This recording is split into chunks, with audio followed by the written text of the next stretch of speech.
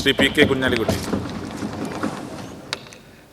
പെട്ടെന്ന് തീരുമാനം എടുത്തു ക്യാബിനറ്റ് സർ എന്ന് ബഹുമാനപ്പെട്ട മുഖ്യമന്ത്രി പറഞ്ഞു.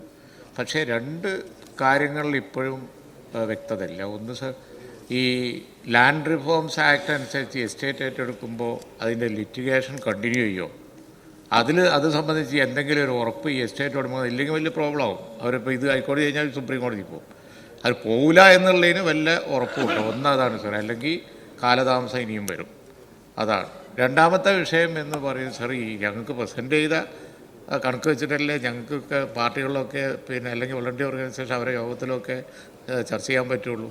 അതനുസരിച്ചാണെങ്കിൽ ഉള്ള കോസ്റ്റ് വെച്ചിട്ടാണ് ഞങ്ങളൊക്കെ ഇതുവരെ ചർച്ച എത്ര എന്നുള്ളത് ശരിക്കും ഒരു കണക്ക് 6 മാസമായിട്ടും ഇല്ലെങ്കിൽ പിന്നെ എന്ത് ചെയ്യും? അതാ സാർ, അതുകൊണ്ട് ഇതിൽ വ്യക്തത കുറവ് ഇപ്പോഴും നിലനിൽക്കുന്നുണ്ട്. അത് ഈ സന്നദ്ധ സംഘടനകൾ മുന്നോട്ട് വന്നവരൊക്കെ സംബന്ധിച്ചിടത്തോളം വളരെ പ്രയാസം ഉണ്ടാക്കുന്നുണ്ട് എന്നുള്ളത് ഗവൺമെൻറ് ഞങ്ങൾ ശ്രദ്ധപ്പെടുത്തിയിരുന്നു.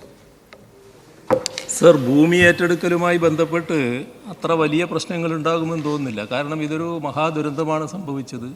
സ്വാഭാവികമായുള്ള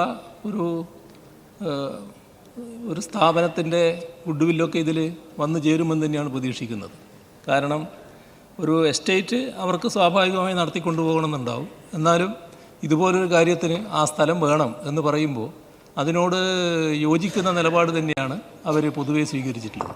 പിന്നെ ചില സംശയങ്ങൾ അവർക്കുണ്ടായതിൻ്റെ മേലെ കോടതിയിൽ പോയി എന്ന് മാത്രമേ ഉള്ളൂ എന്നാണ് ഞാൻ മനസ്സിലാക്കുന്നത്.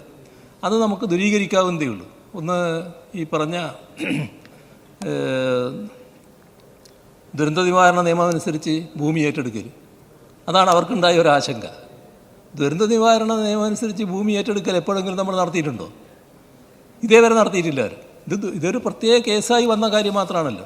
ദുരന്ത നിവാരണ നിയമം അനുസരിച്ച് ഇനിയും ഭൂമി ഏറ്റെടുത്ത് കളിയോ എന്നാണ് അവർക്കുണ്ടാകുന്ന ഒരു ശങ്ക എന്നാണ് തോന്നുന്നത്.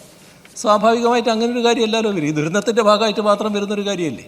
അപ്പോൾ ആ ആശങ്ക അതേപോലെ നമുക്ക് കോടതിയുടെ മുന്നിൽ പറഞ്ഞാൽ പരിഹരിക്കാവുന്നതേ ഉണ്ടാവും. അതുപോലുള്ള ചില ആശങ്കകളാണ് അവർക്കുള്ളത്. അതൊന്നും അടിസ്ഥാനപരമായി നമ്മളെ ഭൂമി ഏറ്റെടുക്കലിനെ തടസ്സപ്പെടുത്തുന്ന നിലയില്ല. ഭൂമി ഏറ്റെടുക്കരുതെന്ന് അവർക്കും അഭിപ്രായമില്ല. അതുകൊണ്ട് അത് നമുക്ക് പരിഹരിക്കാനാകുമെന്ന് തന്നെയാണ് പ്രതീക്ഷിക്കുന്നത്. പിന്നെ രണ്ടാമത്തെ കാര്യം, അങ്ങ് പറഞ്ഞ ആ ഇത് ഒരു വീട് നിർമ്മിക്കുമ്പോഴുണ്ടാകുന്ന കോസ്റ്റിൻ്റെ കാര്യം ഞാൻ നേരത്തെ പറഞ്ഞു. അത് തന്നെയാണ് ആവർത്തിച്ച് പറയാനുള്ളത്. അത് വേഗം തന്നെ നമുക്ക് തീരുമാനത്തിലേക്ക് എത്തിക്കാൻ കഴിയും.